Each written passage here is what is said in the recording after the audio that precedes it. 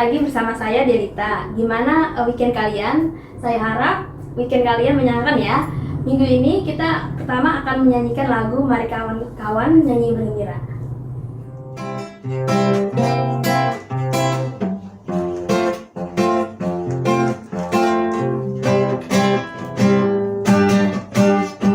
Mari kawan-kawan nyanyi gembira, gembira mengikuti bunyi lagunya.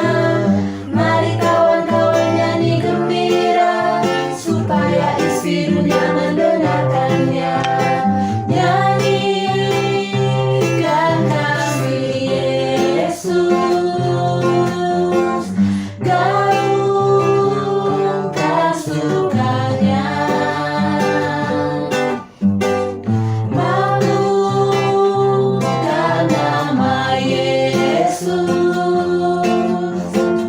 Mari kawan-kawan nyanyi gembira, mari kawan-kawan nyanyi gembira, gembira mengikuti bunyi lagunya. Mari kawan-kawan nyanyi gembira, supaya isi dunia mendengarkannya.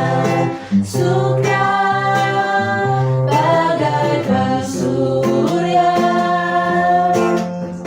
suka bagai embun, suka bagai pelangi. Mari kawan-kawan nyanyi gembira, mari kawan-kawan nyanyi gembira, gembira mengikuti bunyi lagunya. Mari kawan-kawan nyanyi gembira, supaya isi dunia mendengarkannya. Teman-teman, selanjutnya marilah kita bersatu dalam doa. Tuhan, terima kasih atas penyertaan-Mu hingga saat ini ya Tuhan. Sebentar lagi kami akan melanjutkan kepada sesi kami selanjutnya, berkati dari awal, pertengahan hingga akhir ya Tuhan. Hanya di nama Tuhan Yesus kami telah berdoa dan mengucap syukur. Amin. Teman-teman, tema minggu kita hari ini adalah hidup dalam pemeliharaan Tuhan. Tapi sebelum itu, marilah kita angkat satu pujian, yaitu Aku Milikmu, Yesus Tuhanku.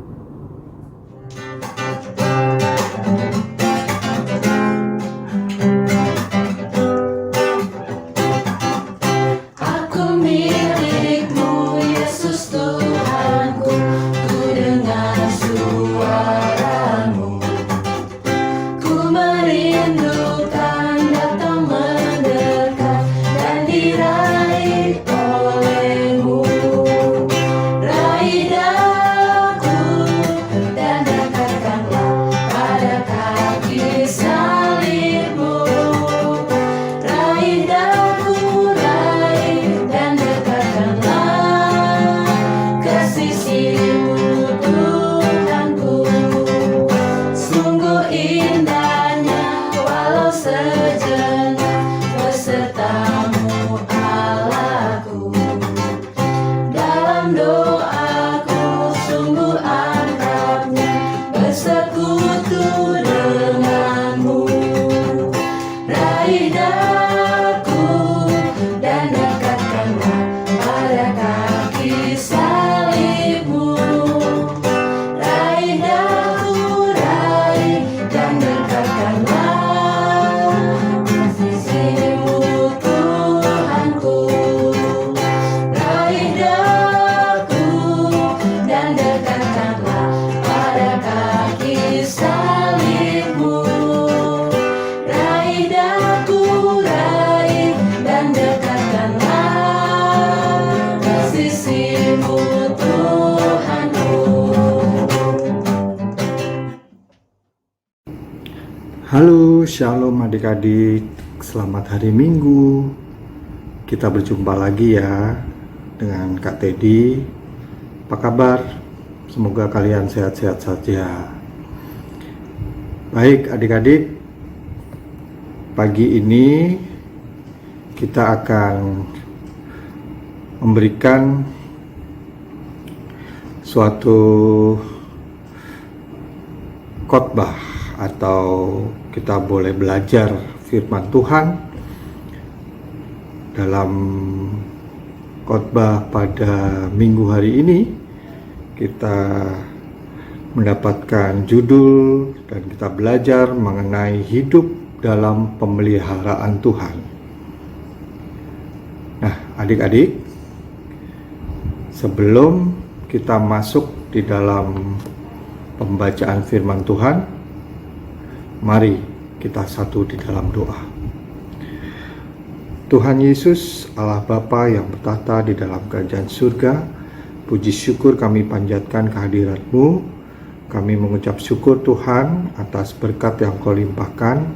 Kami mengucap syukur di mana Kau boleh berikan kami pada hari ini nafas kehidupan untuk kami dapat juga untuk memuji, memuliakan dan belajar akan firman-Mu ya Tuhan. Tuhan, Kau berkati kami khususnya remaja GKI Jati Bening Indah di tempat ini Tuhan. Biarlah kami menjadi anak remaja yang benar-benar mengandalkan Engkau di setiap tingkah laku serta perbuatan kami sehari-hari ya Tuhan. Tuhan, kalau sebentar kami akan mendengarkan akan firman-Mu, berkati, jauhkan kami dari mara dan bahaya. Terpujilah nama-Mu Bapa, kami serahkan doa ini hanya ke dalam tangan kasih-Mu. Amin. Mari adik-adik, sebelum kita masuk dalam firman Tuhan, mari kita membaca nats firman Tuhan yang terambil dari Kejadian pasal 28 ayat 10 sampai dengan 22. Mari adik-adik kita membuka Alkitab kita. Kita ambil Kejadian, terambil dari Kejadian ya, Kejadian pasal 28 ayat 10 sampai dengan 22. Ya, kita baca bersama-sama. Maka Yakub berangkat dari Berseba dan pergi ke Haran. Ia sampai di suatu tempat dan bermalam di situ. Karena matahari telah terbenam, ia mengambil sebuah batu yang terletak di tempat itu dan dipakainya sebagai alas kepala. Lalu membaringkan dirinya di tempat itu. Maka bermimpilah ia. Di bumi ada didirikan sebuah tangga yang ujungnya sampai di langit. Dan tampaklah malaikat-malaikat Allah turun naik di tangga itu. Berdirilah Tuhan di sampingnya dan berfirman, Akulah Tuhan Allah Abraham, nenekmu dan Allah Ishak. Tanah tempat engkau berbaring ini akan kuberikan kepadamu dan kepada keturunanmu. Keturunanmu akan menjadi seperti debu tanah banyaknya, dan engkau akan mengembang ke sebelah timur, barat, utara, dan selatan. Dan olehmu serta keturunanmu, semua kaum di muka bumi akan mendapat berkat. Sesungguhnya aku menyertai engkau, dan aku akan melindungi engkau kemanapun engkau pergi. Dan aku akan membawa engkau kembali ke negeri ini, sebab aku tidak akan meninggalkan engkau, melainkan tetap melakukan apa yang kujanjikan kepadamu.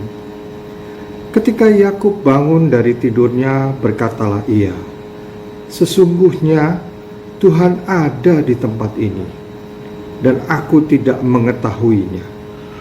Ia takut dan berkata, Alangkah dahsyatnya tempat ini. Ini tidak lain dari rumah Allah. Ini pintu gerbang surga. Keesokan harinya, pagi-pagi Yakub mengambil batu yang dipakainya sebagai alas kepala dan mendirikan itu menjadi tugu dan menuang minyak ke atasnya. Ia menamai tempat itu Betel. Dahulu nama kota itu Luz. Lalu bernazarlah Yakub, jika Allah akan menyertai dan akan melindungi aku di jalan yang ku tempuh ini, memberikan kepadaku roti untuk dimakan dan pakaian untuk dipakai, sehingga aku selamat kembali ke rumah ayahku, maka Tuhan akan menjadi Allahku. Dan batu yang kudirikan sebagai tugu ini akan menjadi rumah Allah. Dari segala sesuatu yang engkau berikan kepadaku, akan selalu kupersembahkan 1/10 kepadamu. Nah, adik-adik, tadi kita sudah membaca tentang firman Tuhan. Di sini dikatakan mempunyai saudara kembar Esau. Yakub ini adalah orang rumahan, anak rumahan, dan kakaknya Esau adalah seorang yang biasa lebih senang di luar. Dia senang berburu, dia senang berkelana dan sebagainya. Nah, sedangkan kakaknya Esau itu mempunyai hak kesulungan. Nah, ada sesuatu yang diinginkan oleh Yakub, yaitu mengambil hak kesulungan dari kakaknya Esau. Nah, hak kesulungan kakaknya Esau ini dia ambil dengan cara yang tidak baik. Jadi, pertama yang dia lakukan adalah pada saat kakaknya Esau ingin kembali ke rumah, dia dalam keadaan capek, lapar. Kakaknya ingin meminta makanan yang sedang dimasak oleh Yakub. Karena begitu laparnya, sehingga si Esau ingin meminta makanan yang dimasak oleh Yakub. Namun Yakub menolaknya. Tapi karena Esau sangat ingin sekali, maka dia meminta sama Yakub untuk memberikan makanannya. Akhirnya Yakub memberikannya dengan syarat, yaitu Esau harus melepaskan hak kesulungannya untuk diberikan kepada Yakub. Bahkan Esau diminta untuk bersumpah, karena begitu besar keinginan Esau, karena begitu laparnya, akhirnya dia menyetujui untuk memberikan hak kesulungannya. Lalu Yakub masih tetap, setelah mendapatkan persetujuan dari kakaknya Esau, tapi dia merasa belum yakin untuk mendapatkan kesulungannya, hak kesulungannya itu. Maka karena dia merasa belum yakin akan hak kesulungannya, kembalilah dia berulah dengan pertolongan ibunya. Jadi Yakub ini anak mama istilahnya. Kalau Esau anak papanya Ishak. Mamanya siapa? Mamanya adalah, ibunya adalah Ribka. Sehingga ia mencuri berkat kesulungan Ishak dengan sangat murka. Akhirnya sampai Esau berniat membunuh Yakub. Sehingga Yakub sangat ketakutan. Dia sangat ketakutan. Akhirnya saking takutnya karena ingin dibunuh oleh Esau, ia melarikan diri. Dia melarikan diri, yang dia tujuannya ke rumah pamannya. Karena dia tahu ada pamannya di suatu tempat, dia menuju ke sana. Dan pada saat menuju ke sana, dia sendiri dan dia merasa ketakutan luar biasa. Nah, Sejak hari itu, Yakub hidup sebagai seorang pelarian. Hidupnya tak lagi sama dengan hari-hari sebelumnya. Sebagai pelarian, ia terdampar di sebuah tempat sunyi dan bermalam di situ. Perjalanan dari Baseba menuju Haran adalah perjalanan kegelisahan hidup Yakub. Nah, hal ini semakin memperjelas bahwa situasi dan kondisi yang dihadapi Yakub sangatlah sulit. Hidup sedang menunjukkan wajah kerasnya kepada Yakub. Kosong, gelap, gelisah, tak ada alternatif. Itulah Makum. Adalah tempat yang sunyi, gelap, dan membuat kita merasa sendiri. Hidup yang mencekam, keras, sepi, dan sendiri. Tak punya siapa-siapa, dan tak ada apa-apa selain batu. Bahkan Tuhan pun tak ada baginya. Hidupnya tak terlindungi. Itulah sebabnya kelak Yakub akan terkejut ketika menyadari ternyata ada Tuhan di tempat yang bernuansa Makum itu. Di saat keheningan, ketakutan yang luar biasa pada Yakub di tempat itu, tiba-tiba Yakub bermimpi. Dan akhirnya Yakub menyadari kalau Yakub keliru. Di saat ia menyangka hidup hanya bernuansa Makum atau hidup terasa hampa, sepi, ternyata di sana ada Tuhan. Tempat asing dan sunyi itu ternyata bukan tak berpenghuni. Dalam mimpi ia melihat malaikat Tuhan turun naik pada tangga penghubung langit dan bumi. Di kesunyian malam itu ada keramaian para malaikat yang sedang melakukan aktivitasnya. Situasi dan kondisi yang dianggap tak terakses oleh siapapun ternyata terakses oleh Tuhan. Tuhan ada di sana. Ia menyatakan diri sebagai Allah nenek moyang Yakub. Allah yang hadir dan melindungi hidup Yakub. Ternyata hidupnya masih terlindung oleh kehadiran Tuhan. Maka dengan terkejut Yakub berucap, "Sesungguhnya Tuhan ada di tempat ini, dan aku tidak mengetahuinya." Serentak saat ia bangun dari tidur malam, bangun pula jiwa dan semangatnya. Mentalnya menjadi kuat karena menyadari kehadiran dan perlindungan Tuhan. Maka keesokan harinya ia membuat tugu peringatan. Batu derita yang dipakai sebagai bantal tidurnya diubah menjadi tugu keselamatan.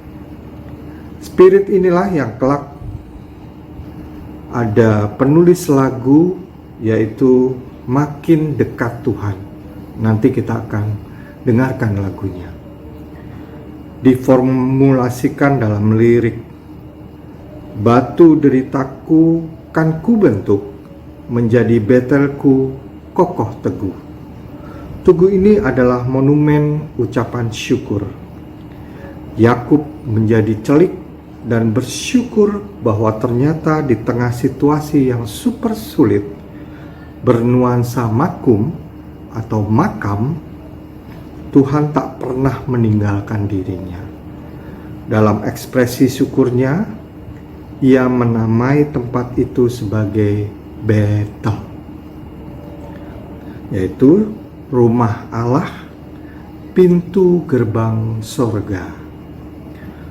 Pendirian monumen keselamatan itu dibarengi dengan sikap dan nazar untuk berkomitmen menyembah dan berjalan di jalan Allah. Mulai kapan? Ya tentunya mulai sekarang sampai selama-lamanya. Tentunya hidup manusia tak lepas dari perjalanan kegelisahan, ya adik-adik. Salah mengambil keputusan, sakit, mendadak, tiba-tiba mendadak ditinggalkan, dikhianati, pandemi, bencana alam, dan bencana sosial adalah rupa-rupa kegelisahan itu. Bagi Yakub, perjalanan pelarian dari Baseba ke Haran adalah perjalanan kegelisahan hidup. Terlempar ke negeri yang asing, sunyi, mencekam, dan berada dalam bayang-bayang maut. Namun tak berarti di hidup yang menggelisahkan itu Tuhan tak ada dan tak memelihara. Di tempat yang paling asing, sunyi, senyap, dan tanpa alternatif, ternyata Tuhan tetap ada di sana. Makum ternyata adalah Betel. Dalam kesunyian, di dalam kesendirian, di dalam keterpurukan adik-adik, ada Tuhan yang selalu hadir untuk menopang adik-adik, untuk selalu menjaga adik-adik. Tuhan tidak akan jauh dari kita selama kita pegang tangan Tuhan, mengandalkan Tuhan. Jadi, gak usah takut bila mana adik-adik mengalami suatu hal yang mengecewakan dalam diri adik-adik. Disitulah adik-adik ingat bahwa Tuhan ada, dan adik-adik boleh lipat tangan dan berdoa, minta Tuhan menyertai, Tuhan menjaga adik-adik. Dan pasti Tuhan akan mendengarkan adik-adik. Mari adik-adik, kita mendengarkan lagu yang menjadi inspirasi dari cerita Yakub ini. Jadi ada seorang penulis lagu yang terinspirasi dengan cerita Yakub ini, sehingga dia menuliskan lagu yaitu berjudul Makin Dekat Tuhan, yang ada di Kidung Jemaat nomor 401. Mari kita dengarkan bersama-sama.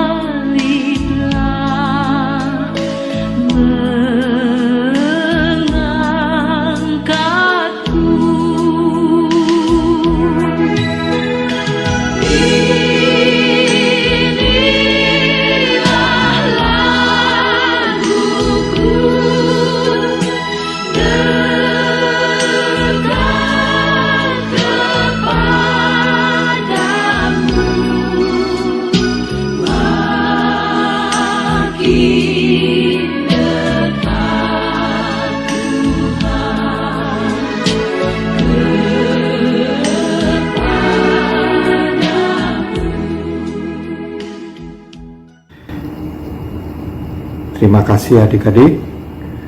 Semoga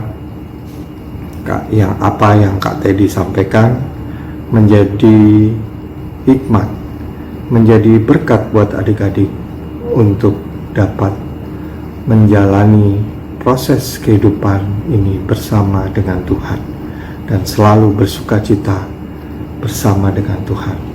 Amin.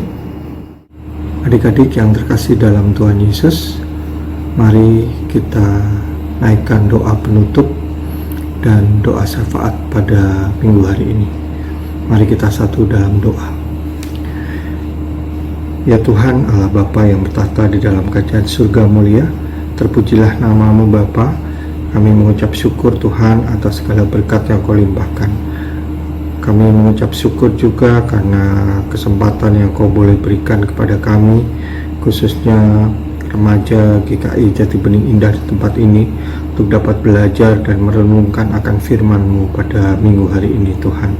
Biarlah firman-Mu yang kami pelajari dan kami renungkan pada hari ini menjadikan suatu hikmat buat kami untuk dapat kami terapkan dalam kehidupan kami sehari-hari, dan kami juga mendapat menjadi saksi-saksi-Mu ya Tuhan, untuk kepada orang-orang yang membutuhkan di sekitar kami ya Tuhan Yesus, pada teman-teman kami, bahkan saudara-saudara kami ya Tuhan. Tuhan, kami percaya ya Tuhan, Engkau akan selalu ada di manapun kami berada. Kami yakin dan percaya Engkau tidak akan pernah meninggalkan kami. Engkau akan selalu ada di sisi kami. Engkau akan selalu ada menopang kami ya Tuhan dengan baik. Berkati studi kami Tuhan, dan Kau berkati rencana untuk kami, sekolah kami untuk tatap muka ya Tuhan. Kau berkati Tuhan, biarlah pandemi ini cepat berlalu sehingga kami dapat kembali bersekolah dengan normal kembali Tuhan. Tuhan, terpujilah nama-Mu Bapa. Kami serahkan doa yang jauh sempurna ini hanya ke dalam tangan kasih-Mu. Amin. Next, bagi teman-teman yang ingin memberikan persembahan, bisa titip orang tua atau kasih langsung ke kantor gereja ya. Tapi sebelum itu, mari kita tutup ibadah kita. Sebelumnya kita nyanyi Ku Mau Berjalan Dengan Juru Selamatku.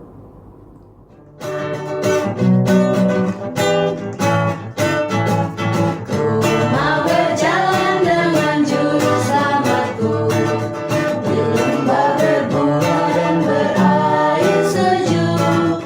Ya kemana juga aku mau mengikutnya, sampai aku tiba di negeri bakal.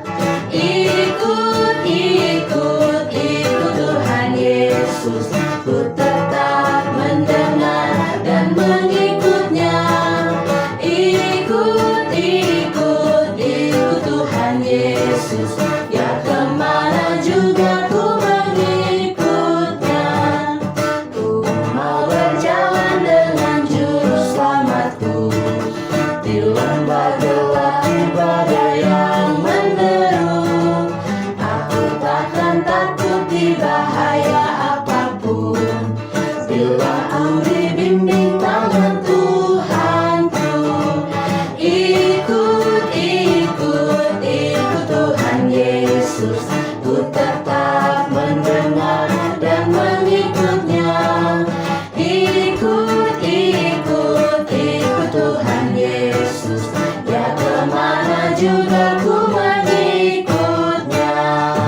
Ya kemana juga ku mengikutnya.